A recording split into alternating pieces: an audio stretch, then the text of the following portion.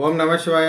ఓం నమో నారాయణయ్య. శ్రీమాత్రే నమః. మాస్టర్ జ్యోతిషానికి స్వాగతం. మరిన్ని విలువైన వీడియోల కోసం నా ఛానల్ సబ్స్క్రైబ్ చేయండి, లైక్ చేయండి, షేర్ చేయండి. ఈరోజు చెప్పబోయే అంశము షష్టగ్రహ కూటమి కన్యా రాశి. మార్చి 29 ఏర్పడుతున్న షష్టగ్రహ కూటమి యొక్క ప్రభావం మధ్యస్థంగా కన్యా రాశిపై ఉంది. లగ్నంలో కేతువు, సప్తమంలో బుధ, శని, రవి గ్రహాల యొక్క కలయిక కన్యా రాశి పైన ప్రభావం చూపిస్తుంది. ముఖ్యంగా వీరికి ఆరోగ్యం విషయంలోనూ, అనవసరమైన ఖర్చుల విషయంలోనూ ఇబ్బందులు వచ్చే అవకాశం ఉంది.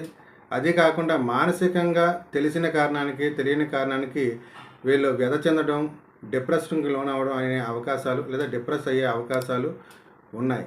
కాబట్టి వీరు తగిన పరిహారాలు, ముఖ్యంగా కేతు గ్రహానికి, బుధ, శని, రవి గ్రహాలకి పరిహారాలు పాటించడం అవసరం. దీనివల్ల చాలా రకాలుగా వీళ్ళు మేలు పొందే అవకాశం ఉంటుంది. శుభం.